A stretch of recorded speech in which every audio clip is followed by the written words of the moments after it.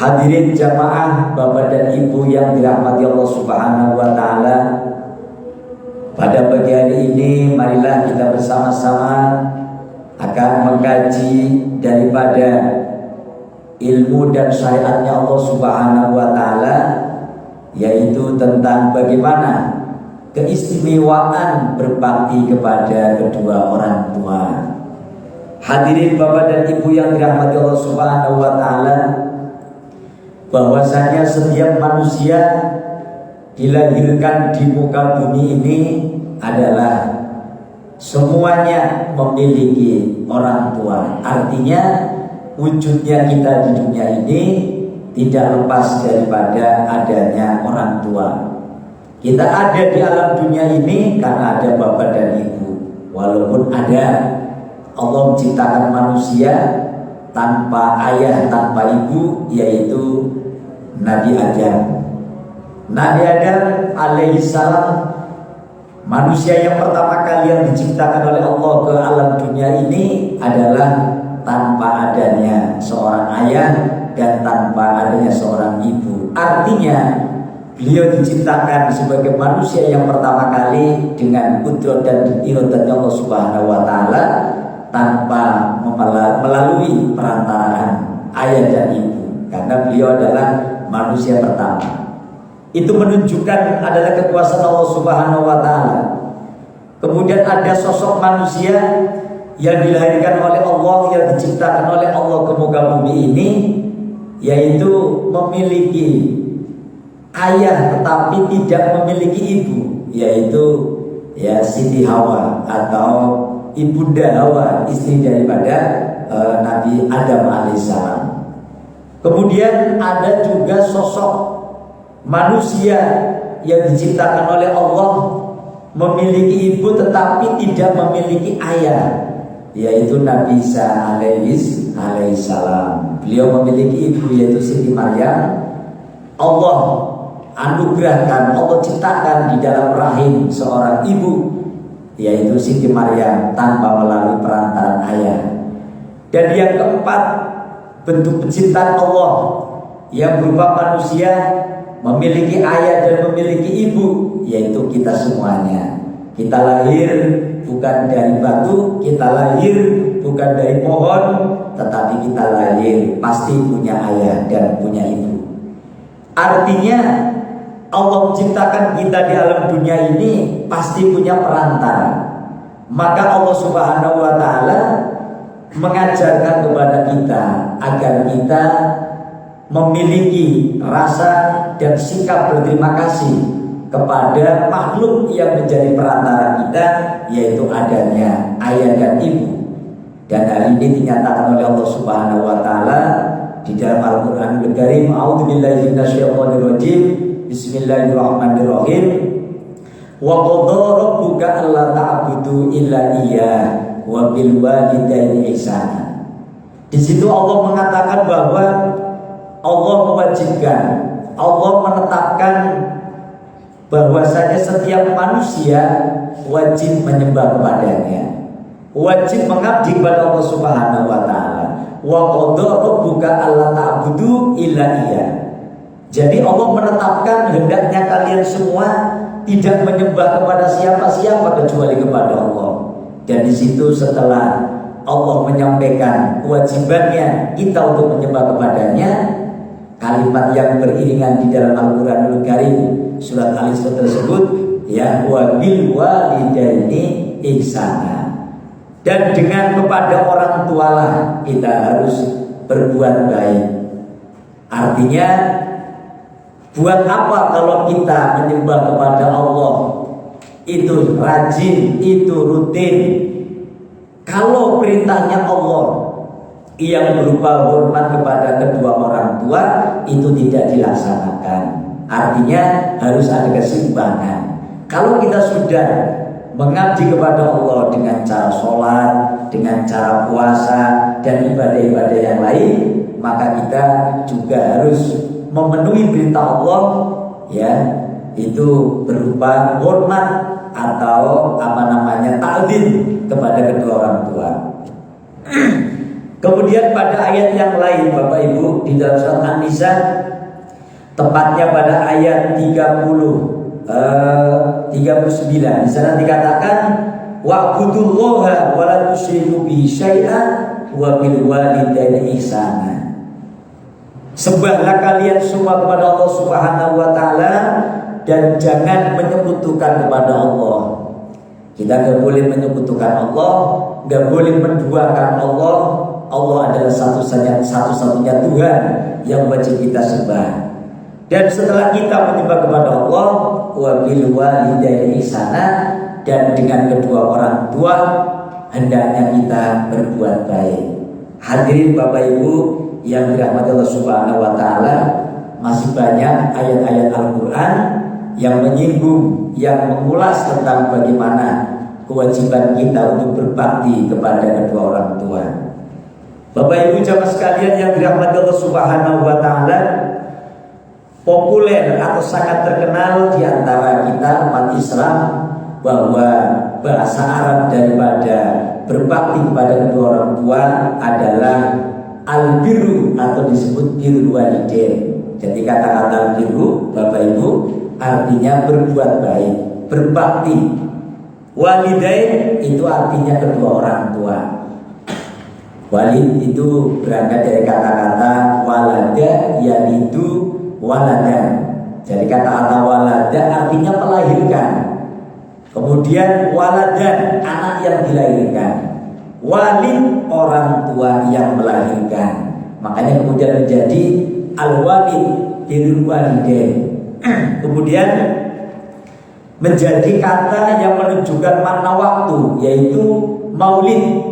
Makanya biasa kita mendengar kata-kata maulid Nabi. Nah, kalimat maulid itu adalah, kalau dalam ilmu shorof disebutkan maulid itu adalah isim zaman, kalimat yang menunjukkan makna waktu, yakni maulid artinya waktunya kelahiran. Maulidin Nabi, waktu lahirnya Nabi kita Muhammad Sallallahu Alaihi Wasallam. Nabiul walidain itu artinya berbakti atau berbuat baik kepada kedua orang tua. Bapak Ibu hadirin yang dirahmati Allah Subhanahu wa taala, kemudian bagaimana setelah kita dilahirkan ke muka bumi ini, kita sudah diasuh, kita sudah dibesarkan kepada kedua orang tua, sehingga kita yang tadinya tidak mengetahui apa-apa, maka dengan didikan orang tua maka kita bisa ngerti apa-apa. Jadi orang tua kita ini mendidik kita hakikatnya semenjak kita lahir ya Bapak Ibu. Kita lahir sudah dikenalkan dengan kalau orang Islam itu kan kita diajari kuping kanan kita dibacakan kalimat adzan, dan kuping kiri kita mendengarkan kalimat iqomah. Itu adalah perintah Rasulullah Shallallahu Alaihi Wasallam. Artinya bahwa ketika manusia baru lahir di muka bumi ini, maka yang pertama kali harus kenal adalah kalimat Allah Subhanahu Wa Taala, supaya kita kenal. Karena sang bayi itu hatinya sudah bisa menangkap kalimat-kalimat yang didengar oleh telinganya Bapak Ibu. Maka pendidikan utama yang pertama kali dalam keluarga, bagaimana kita mengenalkan anak kita kepada Allah, kepada Nabi kita Muhammad Sallallahu Alaihi Wasallam. Kalimat takbir itu kan Allahu Akbar, Allahu Akbar, Allah Maha Besar. Jadi sudah terekam di dalam diri anak bahwa kita ini adalah muslim yang memiliki sang pencipta, sang Tuhan adalah Allah Subhanahu Wa Taala. Kemudian kita diajari ngomong, dari kata per kata, huruf per huruf, diajari jalan, sampai kemudian diajari sopan santun, kemudian dimasukin ke sekolahan dan sebagainya. Jasa orang tua, bapak dan ibu sangat besar, baik dari segi ilmu, kemudian segi materi. Tentunya kita dikasih makan, orang tua kasih makan kita, nggak mungkin seorang bayi saat anak bayi baru lahir kemudian dikasih makanan sebagaimana makanan orang dewasa. Tidak mungkin orang tua tahu bagaimana asupan makanan yang harus dicerna oleh sang bayi. Kemudian menjadi dewasa dan sebagainya, banyak jasa-jasa yang diberikan orang tua kepada kita, Bapak Ibu. Oleh karena itu, ajaran daripada agama Islam bahwasanya setelah kita sudah menjadi orang yang dewasa, di mana orang tua sudah punya jasa banyak kepada anak, maka apa sih hak orang tua yang wajib dilakukan oleh anak kepada kita? Ya, baik itu hak yang berhubungan dengan sikap, yang berhubungan dengan materi dan sebagainya. Tetapi syariat Islam itu memberikan arahan kepada kita, kewajiban kita ini Bapak Ibu kepada kedua orang tua ini apa? Baik orang tua yang masih hidup terutama, dan apalagi yang sudah meninggal. Di sini saya mengutip di dalam makalah diambil dari kitab Tanbihul Ghafilin yang ditulis oleh seorang ulama yang bernama Al-Imam Abu Lais As-Samarqandi. Dan tulisan ini atau pendapat ulama ini berdasarkan intisari dari hadis-hadis Rasulullah Shallallahu Alaihi Wasallam. Sebelum kita membahas tentang keistimewaan berbakti kepada kedua orang tua, apa kewajiban kita yang harus diberikan kepada orang tua kita, dan ini merupakan hak orang tua terhadap anak-anaknya. Yang pertama, ibu bapak, adalah yang pertama memberi makan kepada kedua orang tua jika mereka membutuhkannya. Atau amu ini saja. Jadi ketika orang tua kita, biasanya orang tua kita ketika sudah nggak bisa bekerja, dia sudah nggak bisa punya penghasilan, ya maka sebagai anak Bapak Ibu, ya wabil khusus anak laki-laki ya, kalau anak laki-laki lebih bebas, apapun yang diberikan kepada orang tua, ibarat kata tanpa izin kepada sang istri pun halal-halal saja. Tapi kalau seorang anak wanita yang sudah dinikah oleh orang lain, kan secara otomatis yang bekerja, yang mencari nafkah adalah suami. Ketika ingin memberi makan kepada orang tua sendiri, karena itu hasil daripada kerja seorang suami, harus ada izin. Artinya manakala suaminya ridho, baru kita memberikan. Nah, di sini seorang anak wajib memberi makan kepada orang tua ketika orang tua membutuhkannya, Bapak Ibu. Jadi apa-apa yang kita miliki, orang tua boleh mengambil, karena kita ini ya sebagai anak, darah kita keluar daripada orang tua. Kemudian yang kedua Bapak Ibu, disampaikan oleh kitab Tanbihul Ghafilin oleh Al-Imam Abu Lais, adalah melayani, berkhidmat kepada kedua orang tua jika mereka membutuhkannya. Biasanya orang tua ketika sudah tua renta, tenaganya sudah lemah, ya untuk jalan kemana-mana sudah susah, sulit dan sebagainya, maka anak sangat-sangat dibutuhkan khidmatnya atau pelayanannya kepada kedua orang tua. Kalau anaknya mungkin banyak, bisa 5, 6, 7, ya mungkin giliran. Kalau anaknya cuma 3, tinggal digilir bagaimana caranya. Artinya kalau orang tua sudah betul-betul membutuhkan pelayanan dari seorang anak, maka anak punya kewajiban untuk melayaninya. Itu namanya hakul walidi ala walad, hak daripada seorang tua kepada anaknya, Bapak Ibu. Sehingga karena ini merupakan hak dan kewajiban bagi anak, kalau anak padahal mampu melayani orang tua, berkhidmat kepada orang tua, tetapi dia ego dengan kepentingannya sendiri, ego dengan kesibukannya sendiri, ya tentunya berdosa, Bapak Ibu. Hadirin Bapak Ibu yang dirahmati Allah Subhanahu wa taala, yang ketiga, apa hak orang tua ya terhadap kita? Yang ketiga yaitu ya ad-du'a'u atau al-ijabatu inda'a, memenuhi undangannya. Kalau orang tua kita undang, ya selagi kita tidak punya udzur syar'i, nggak punya halangan yang darurat, kita wajib memenuhi undangan daripada orang tua.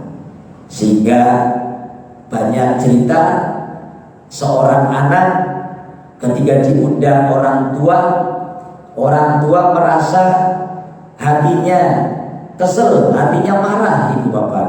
Pada diundang orang tua, anak punya kesempatan, anak punya kemampuan untuk memenuhi undangannya, tetapi gara-gara anak ego dengan kesibukannya sendiri, maka terkadang Allah menurunkan yang namanya ujian atau yang namanya bilahi, ya, karena perasaan orang tua terutama ibu itu sangat-sangat mustajab. Makanya jadi orang tua kita jangan sampai punya unek-unek, punya hati, bahkan bersumpah agar anaknya itu ya mendapatkan sesuatu yang tidak diharapkan, mungkin musibah, mungkin bilahi dan sebagainya. Karena doa orang tua ibu bapak yang muncul dari hati ini itu sangat mustajab, sangat dikabul oleh Allah Subhanahu wa taala. Hadirin ibu bapak yang dirahmati Allah Subhanahu wa taala, yang keempat adalah mentaati kepada kedua orang tua jika ia memerintahkannya, kecuali maksiat kepada Allah. Apapun yang diperintahkan kepada orang tua, ya, al-itu'atu in amaro wero maksiatin. Manakala orang tua memerintahkan kepada kita, ya kita taati, kita manut saja. Selagi Bapak Ibu, ya selagi perintahnya orang tua tidak melanggar agama, tidak melanggar maksiat, maka kita wajib untuk memenuhinya. Bagaimanapun caranya, karena orang tua ini adalah orang yang wajib kita taati setelah Nabi dan Rasulnya. Kemudian yang kelima ibu bapak adalah berbicara dengan lembut, dengan sopan terhadap kedua orang tua dan tidak kasar. Makanya Quran mengatakan, ya fala taqul lahuma uffin wala tanharhuma wa qul lahuma qaulan karima. Janganlah kamu berkata kepada kedua orang tua, dengan orang tua kita, ya Quran mengatakan bahasanya ya mungkin gitu ya. Jadi kita orang tua lagi ngomong, kemudian orang tua itu nyuruh kita sebagai anak ibu bapak, tapi kita ini mengeluarkan kata-kata yang bikin orang tua itu gak senang, apalagi kasar. Maka pemahaman yang lebih mendalamnya, berkata yang tidak sopan saja tidak boleh, berkata dengan kasar saja tidak boleh, apalagi dengan menyakiti fisiknya. Zaman sekarang banyak ya Bapak Ibu, karena anak itu tidak mendapat pendidikan akhlak yang baik, karena anak tidak mendapatkan pendidikan agama yang luas, atau terutama tidak mendapatkan pendidikan sopan santun dari orang tuanya, maka kemudian hari banyak di sana sini kejadian, ya seorang anak sampai menyakiti, sampai membunuh, naudzubillah min dzalik, sampai kemudian memukul, menendang dan sebagainya, padahal itu orang tuanya sendiri. Ya, itu disebut dengan anak durhaka. Mudah-mudahan kita semuanya, ya sekarang menjadi orang tua, semuanya punya anak-anak yang soleh dan solihah, ibu bapak. Nah, hadirin ibu bapak yang dirahmati Allah Subhanahu wa taala, ya apalagi kemudian hak kita kepada anak, yaitu kewajiban anak kepada kita. Yang keenam adalah memberi pakaian kepada kedua orang tua jika mereka membutuhkannya, dan sang anak juga mampu membelikannya. Ketika orang tua butuh pakaian, karena mungkin dia sudah gak bisa bekerja, dia gak punya duit, dia gak punya tabungan, betul-betul dia butuh pakaian, minta sama anaknya. Kalau anaknya mampu, maka dalam agama, ya itu wajib bagi anak untuk memberikan pakaian. Ya walaupun kejadian-kejadian seperti ini ada di sebagian orang, mungkin ya tidak di sebagian kita. Kemudian yang ketujuh ya adalah berjalan di belakang kedua orang tua.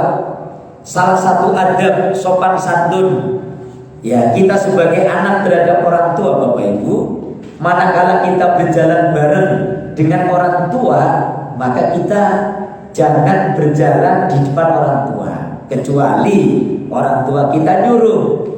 Kalau kita jalan, kita di belakang, jadi ngawal orang tua kita. Ya, karena kalau kita berjalan di depan, ini dianggapnya kita ini orang yang tidak sopan. Dan dalam agama pun diajarkan oleh para ulama, ya, dan ulama itu landasan kepada hadis Rasulullah. Kita ini kalau berjalan dengan orang tua itu adalah di belakang, supaya kalau ada apa-apa tahu yang terjadi. Kalau anak itu jalan di depan, orang tua di belakang, di belakangin kita, orang tua kita mungkin tersandung, orang tua kita jatuh, anak tidak tahu. Tapi kalau di belakang ada apa-apa, anak itu tahu. Ya sebegitu rincinya ada di dalam Islam menjaga daripada kedua orang tua yang sudah punya jasa besar kepada anaknya. Kemudian yang kedelapan adalah membuat ridho kepada kedua orang tua. Jadi salah satu bentuk pengabdian kita, ibu bapak, kepada orang tua, supaya orang tua kita ini hatinya senang bapak ibu, maka kita ini tidak boleh menunjukkan sikap perilaku di hadapan orang tua kita atau di sepengetahuan orang kita, ya perilaku-perilaku, perbuatan-perbuatan yang sekiranya orang tua kita itu gak senang gitu bapak ibu. Umpamanya orang tua kita masih ikut orang tua, umpamanya masih muda, kita ini ya anggap saja masih sendirian, belum punya keluarga, belum punya anak istri, kita ngabdi pada orang tua. Kalau sekiranya orang tua kita tidak suka kita ini main terlalu lama, berlarut-larut, pulang malam umpamanya, ya jangan kita lakuin, jangan kita melaksanakan seperti itu, karena membuat jengkel kepada orang tua. Atau mungkin kita sudah berkeluarga, sudah punya anak istri, tapi kita juga punya orang tua. Kira-kira perbuatan apa, perilaku apa yang membuat orang tua itu tidak ridho, ya jangan kita laksanakan. Nah itu adalah yang kedelapan. Dan kemudian yang kesembilan, membenci sesuatu karena orang tua. Apa-apa yang kira-kira dibenci orang tua, selagi itu memang tidak melanggar syariat, tidak melanggar agama, ya kita ngikutin. Artinya tujuan kita dalam rangka idkhalus surur, membuat kebahagiaan, membuat senang hati orang tua kita, agar orang tua kita ridho kepada kita semua Bapak Ibu. Dan yang ke-10 yang terakhir termasuk hak daripada orang tua terhadap anak adalah memintakan ampunan kepada Allah, ya, atau ad-du'a'u lahuma, mendoakan kepada kedua orang tua, ya, setiap waktu, membacakan istighfar, membacakan doa agar orang tua kita ini pada saat kita juga memohon kepada Allah agar dosa-dosa kita diampuni oleh Allah, sekalian kita ini memintakan istighfar, memintakan ampunan kepada Allah Subhanahu wa taala. Makanya kan kita dianjurkan setiap ba'da sholat, baik zikir secara jahar maupun secara sirri, kita ini istighfar kita ini gak cukup astagfirullahaladzim, tapi yang diajarkan oleh para ulama, astagfirullahaladzim li wali walidayya wali ashabil hukukil wajibati alayya. Itu artinya, ya Allah, kami mohon ampunan dosa-dosa saya, sekaligus ya dosa-dosa daripada kedua orang tua kita. Ya, kama robbayani sohiro, sebagaimana ya orang tua kita ini juga dulu pada saat kita masih kecil, ya, mendidik kita, mengasuh kita. Maka kami mohon kepada Engkau ya Allah agar kedua orang tua kita ini juga diampuni dosa-dosanya oleh Engkau ya Allah. Artinya kewajiban anak ya dalam saat apapun, terutama habis sholat, kita ini dianjurkan untuk mendoakan kedua orang tua kita. Nah, termasuk Bapak Ibu, ketika kita punya orang tua sudah meninggal dunia. Kalau tadi kan kebanyakan ya perbuatan-perbuatan yang kita lakukan di mana orang tua kita ini masih hidup.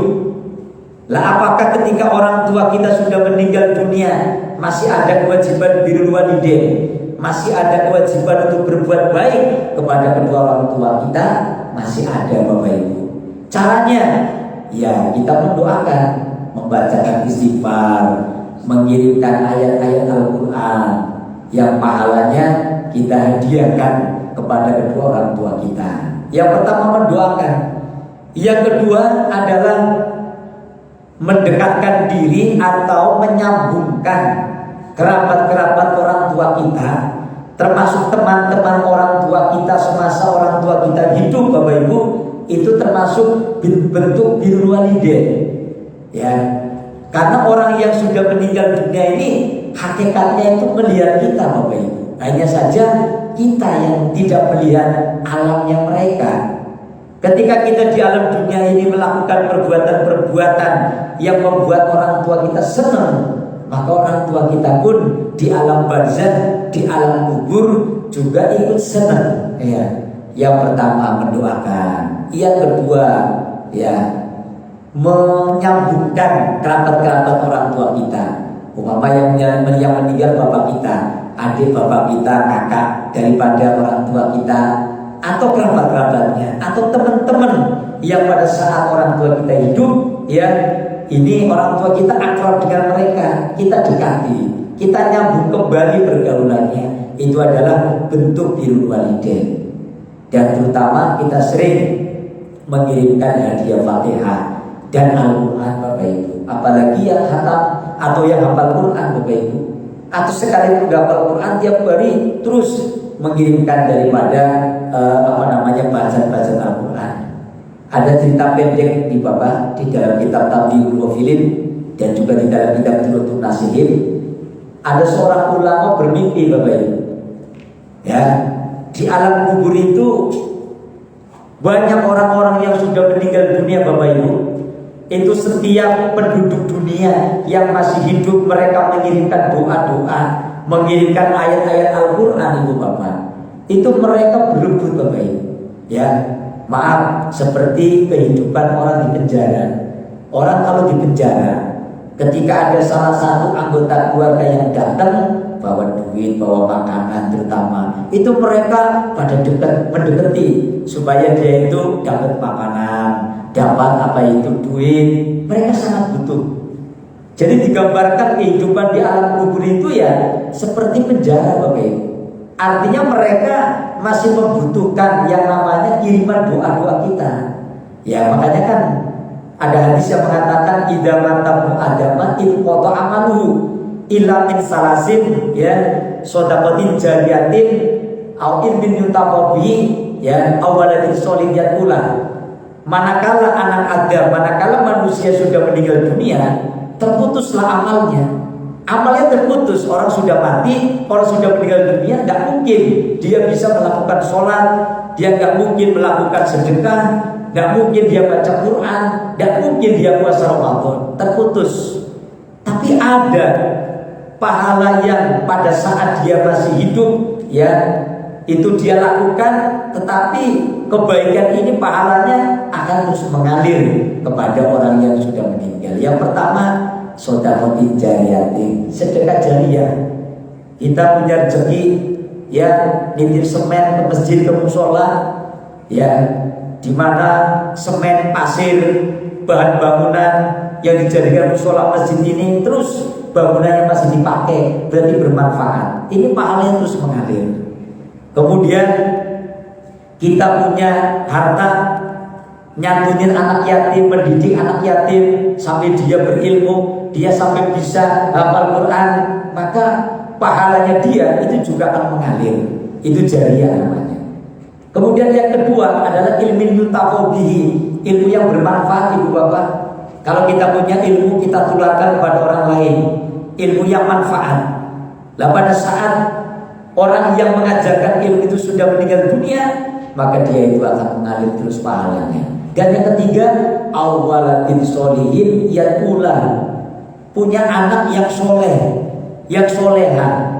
Maka kita perlu Bapak Ibu, kalau Bapak Ibu termasuk orang-orang yang soleh, yang soleha, ini sangat beruntung untuk Bapak Ibu yang sudah pada meninggal dunia. Karena Bapak Ibu tiap hari rajin sholat, rajin ngaji, rajin taklim, seluruh perilaku kebaikan seorang anak ya yang soleh ini akan sampai juga kepada kedua orang tua. Nah, cerita pendeknya begini Bapak Ibu. Saya menemukan cerita itu dalam kitab Durratun Nasihin. Ada seorang di antara orang yang meninggal dunia ini, pada saat umumnya penduduk kuburan ini berebut, ya seperti berebut makanan karena mendapat kucuran dari dunia. Dari dunia wujudnya baca Al-Quran, doa-doa dan sebagainya. Sampai ke alam kubur wujudnya makanan, begitu Bapak Ibu. Nah, ini ada satu orang yang tidak mau berebut. Dia santai, duduk santai. Nah, ditanya sama ulama ini dalam sebuah mimpinya, ditanya, Bapak, kenapa Bapak ini gak sama dengan yang lain? Yang lainnya berebut makanan, mereka berebut kiriman dari dunia. Oh, Bapak tenang-tenang saja. Oh, saya udah kaya gitu ya. Kenapa Bapak itu kaya? Padahal di alam kubur begitu ya. Nah, saya udah kaya karena saya punya anak yang tiap hari itu terus mengirimkan bacaan Al-Quran untuk saya. Akhirnya ulama ini nanya, bolehkah aku tunjukkan siapa orang itu? Oh, Bapak ya datang aja di pasar ini. Akhirnya ulama ini dalam itu terbangun Bapak Ibu. Ya, ini dalam kitab Durratun Nasihin saya baca ada cerita mimpi seperti itu sebagai testimoni bahwa memang bacaan Al-Quran itu sampai kepada alam kubur Bapak Ibu. Nah, akhirnya ulama terbangun kaget, dia penasaran. Akhirnya dia mencari di pasar yang ditunjukkan oleh penduduk orang yang meninggal dunia ini, yang dia itu katanya udah kaya, udah tenang, udah berebut seperti kiriman-kiriman yang lain Bapak Ibu. Akhirnya apa? Dia temukan anak muda tiap hari itu dia sedang jualan Bapak Ibu. Jualannya dia itu jualan dari kambing. Tapi pada saat tidak ada orang yang membeli, dia duduk ya, dia itu sambil baca Quran. Dilihat mulutnya komat kambing, lagi ngapain? Baca Quran. Nah, ulama ini nanya, ternyata benar ya, anaknya ini tiap hari membaca Quran Bapak Ibu. Maka betapa bahagianya kalau kita punya anak yang soleh, apalagi bisa membaca Qurannya lancar, lebih-lebih ketika dia itu hafal Quran, di mana dia tiap hari mengirimkan Al-Quran itu kepada orang tuanya. Jadi hakikatnya sampai Bapak Ibu. Percaya nggak percaya, semua manusia akan bakalan mati ya Bapak Ibu. Orang Islam, orang beriman pasti percaya dengan hal yang gaib. Nah, hadirin Ibu Bapak yang dirahmati Allah Subhanahu wa taala, itu sekilas berhubungan dengan doa-doa yang kita kirimkan dari dunia untuk orang yang sudah meninggal dunia, dan kita sebagai anak punya kewajiban untuk mendoakan kedua orang tua kita. Nah, hadirin Bapak Ibu yang dirahmati Allah Subhanahu wa taala, selanjutnya bagaimana keistimewaan fadilah berbakti kepada kedua orang tua. Banyak hadis yang menyebutkan yang pertama bahwa berbakti kepada kedua orang tua ini merupakan bagian daripada amal yang paling utama Bapak Ibu. Kata Rasulullah Shallallahu Alaihi Wasallam, bisa Bapak Ibu lihat di dalam hadis ya, yang pertama, An Abdillah bin Mas'ud radhiyallahu anhu, sa'altu Rasulullah Shallallahu Alaihi Wasallam, qultu ya Rasulullah, ayyul amali afdalu. Ya, hadis ini sumbernya dari Abdillah bin Mas'ud. Ya, beliau bertanya kepada Rasulullah, ya Rasul, ayyul amali afdalu, wahai Rasul, amal apa yang paling utama itu? Rasul menjawab, qala as-sholatu ala miqatiha, amal yang paling bagus itu Ibnu Mas'ud, yang pertama adalah sholat tepat pada waktunya. Jadi ketika kita sholat tepat pada waktunya Bapak Ibu, ini termasuk ibadah yang paling utama. Karena kan yang namanya sholat itu waktunya berjenjang. Ada waktu yang afdol, ada waktu jawaz gitu ya, ada waktu haram, ada waktu makruh juga. Begitu kita ada ambil wudu langsung bergegas ke masjid, itu namanya as-sholatu fi awal waktunya. Sholat di awal waktunya itu adalah ibadah yang paling utama. Kemudian sahabat ini bertanya lagi, qultu summa ayu, kemudian ibadah apa lagi ya Rasul? Summa birrul walidain, kemudian berbuat baik, berbakti kepada kedua orang tua. Jadi ketika kita berbakti ya sama orang tua baik, sama orang tua membahagiakan dengan apapun perbuatan tentunya yang dibolehkan oleh syariat, itu termasuk amal itu adalah amal yang paling istimewa, amal yang paling utama Bapak Ibu. Jadi kata-kata birrul walidain sebagai amal yang paling baik itu disebutkan oleh Rasulullah langsung di dalam hadisnya Bapak Ibu. Mengimbangi kebaikannya amal yang paling baik yang berbentuk sholat pada waktunya. Kemudian sahabat bertanya lagi, summa ayu, qala al jihadu fisabilillah, kemudian apalagi ya Rasul termasuk amal ibadah yang paling utama?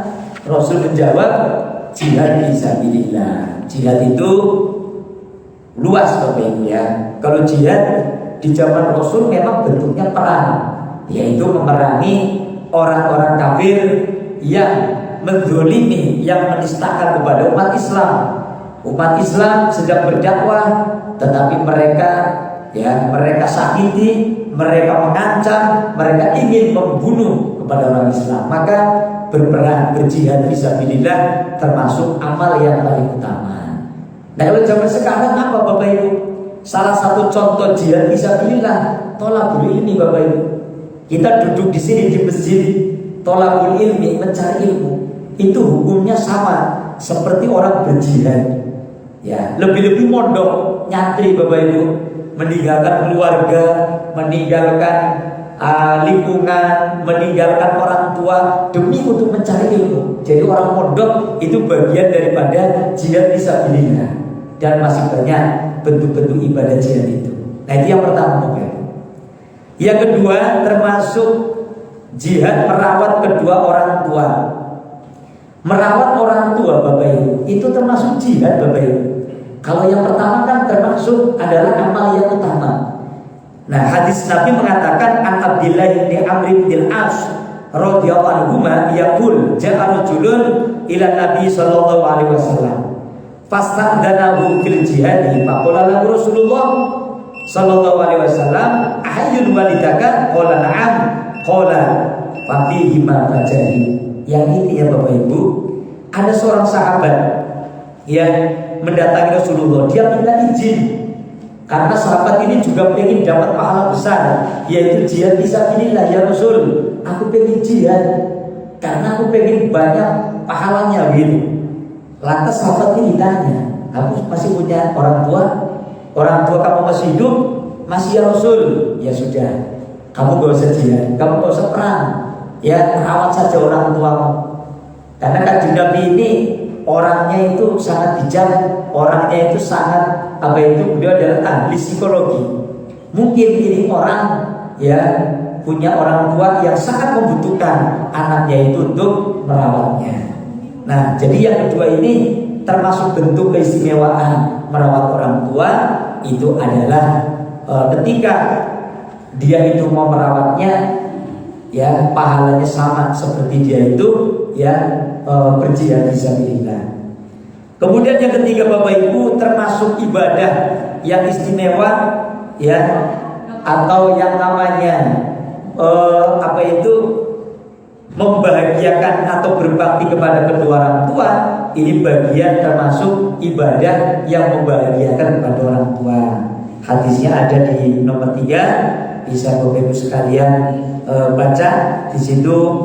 ada seorang sahabat mendatangi Rasulullah, aku datangkan padamu untuk berbaikat hijrah dan meninggalkan kedua orang tuaku dalam keadaan menangis. Rasul menjawab, jadi ada orang pengen hijrah, pengen bersama Rasulullah, tapi Rasulullah menghentikan. Kamu masih punya orang tua?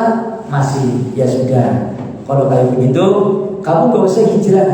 Kamu cukup ya rawat orang tuamu, bahagiakan orang tuamu. Itu termasuk amal yang paling istimewa. Ya. Nah, jadi Rasulullah sangat bijak. Daripada kau tinggalkan orang tuamu malah kesel hatinya, malah marah, akhirnya kamu mendapat kutukannya, itu lebih berbahaya. Hadirin ibu bapak yang dirahmati Allah Subhanahu wa taala, yang keempat adalah bahwasanya berbakti kepada kedua orang tua ya ini akan mendapatkan surga dari Allah Subhanahu wa taala, sehingga ada istilah surga di bawah telapak kaki ibu atau telapak kedua orang tua. Nabi mengatakan, hadis ini diriwayatkan dari Muawiyah bin Jahimah as-Sulami. Anna Jahimah radhiyallahu anhu atan Nabiy sallallahu alaihi wasallam faqala inni aradtu an aghzuwa wa ma'aka wa jintu astashiruka qala alaka min ummin qala na'am qala fa'alzimha fa innal jannata tahta rijlah.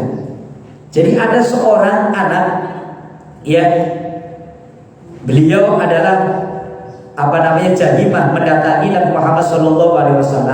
Kata beliau, aku ingin berperang ya Rasulullah bersama engkau. Ya, aku datang untuk meminta petunjukmu ya Rasul. Aku pengen jihad, aku pengen perang. Lantas Rasul berkata, apakah kamu mempunyai ibu? Ibumu apakah masih? Maka dia jawab, iya ya Rasul, aku masih punya ibu. Oleh karena itu, maka kata Rasul bagaimana? Ya sudah, kalau kamu masih punya ibu, tetaplah ibumu, atau maksudnya tetaplah kamu tinggal bersama ibumu. Kalau bahasa hadisnya alzimha, lazimkanlah ibumu karena surga berada di bawah telapak kakinya. Ini adalah bahasa majas, bahwasanya kerinduan daripada seorang atau seorang anak, apakah dia akan mendapatkan ridho daripada orang tuanya atau tidak, itu tak salah satunya tergantung ridho daripada ibunya, tergantung daripada ridho orang tuanya. Maka surga itu di bawah kaki orang tua. Artinya kerinduan daripada kedua orang tua itu juga termasuk menentukan bagaimana seorang anak mendapatkan ridho Allah, yang sehingga dia akan mendapatkan surganya Allah Subhanahu wa taala. Yang kelima ibu bapak, bisa dilihat dalam tulisan ini, orang tua sebagai pintu surga. Ya, ini salah satu daripada keistimewaan berbakti kepada kedua orang tua. Apa maknanya? Hadis mengatakan, An Abi Darda radhiyallahu anhu rajulan atahu. Hadis ini dari Abi Darda, ada seorang dua laki-laki mendatangi Rasulullah. Faqala innalika imra'atun. Kemudian laki-laki tersebut mengatakan, aku masih memiliki istri. Wa inna ummi ta'muruni bitolaqiha. Tetapi sesungguhnya ibuku menyuruh agar bertalak, agar mencerai ya istriku, kata dia. Faqala lahu Abu Darda sami'tu Rasulullah sallallahu alaihi wasallam yaqulu al-walidu awsatu abwabil jannah fa in syi'ta fa'ati dzalikal baba aw ifadhu. Ya, orang tua adalah pintu surga yang paling tengah.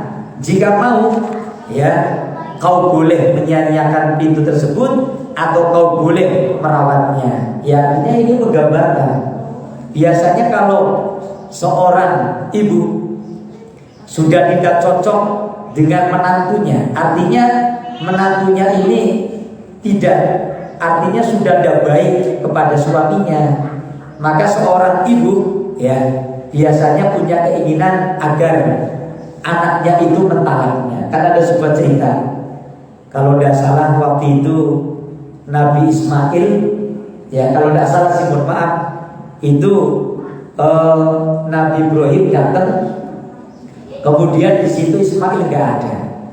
Nah di situ langsung istrinya menjelek-jelekan daripada Nabi Ismail. Maka orang tua itu menyuruh pada anaknya agar anaknya itu menceraikan kepada anaknya tersebut. Artinya itu sekilas sebuah cerita di zaman Nabi juga terjadi, bahwasanya ketika ada seorang istri sudah tidak bisa berbakti kepada suaminya, maka orang tua boleh memberi pengarahan kalau anaknya itu kemudian menceraikannya. Nah, tetapi di sini kemudian Abi Darda menyampaikan bahwa kata Rasulullah, kalau kamu mengabaikan itu ya nggak apa-apa, kalau kamu melaksanakan ya nggak apa-apa. Ini artinya maknanya luas. Selagi suami masih bisa mendidik istri tersebut kemudian menjadi orang yang soleha, artinya berubah akhlaknya, mestinya kalau menantunya ini akan berubah akhlaknya, orang tua pun tidak ada orang tua yang ingin anaknya itu cerai dengan pasangan hidupnya. Ya, artinya bahwa di situ kerinduan daripada orang tua itu juga ada hubungan dengan orang tua yang berkaitan dengan pasangan hidup. Hadirin ibu bapak yang dirahmati Allah Subhanahu wa taala, yang keenam ya, di situ dikatakan bahwa berbakti kepada kedua orang tua termasuk sesuatu yang yang istimewa. Ini yang terakhir mungkin ya, 789 bisa Bapak Ibu sendiri baca, mengingat waktu sudah cukup siang. Adalah sebagai obat panjang umur dan tak rezeki Bapak Ibu. Kalau kita berbakti kepada orang tua Bapak Ibu ya, ini bisa menjadikan obat panjang umur dan tambah rezeki bagi anak yang berbakti kepadanya. Maka Nabi mengatakan ya di dalam hadisnya yang disampaikan oleh Anas bin Malik, beliau berkata, qala Rasulullah sallallahu alaihi wasallam, man ahabba ayyumidda fi umrihi wa yuzada fi rizqihi falyabirru walidayhi wal yasir rahimah. Yang artinya ya, siapa saja yang ingin dipanjangkan umurnya dan bertambah rezekinya, hendaklah ia berbakti kepada kedua orang tuanya dan menyambung silaturahim. Jadi ternyata ibadah birrul walidain Bapak Ibu ya, sebagaimana bersilaturahim itu bisa menjadikan asbab kita semuanya diberikan panjang umur, diberikan apa yang disebut dengan obat ya, kita menjadi sehat sehingga panjang umur. Banyak sekali ternyata keistimewaan fadilah-fadilah daripada berbakti kepada kedua orang tua yang menjadikan kita sebagai seorang anak ya menjadi orang yang diistimewakan oleh Allah Subhanahu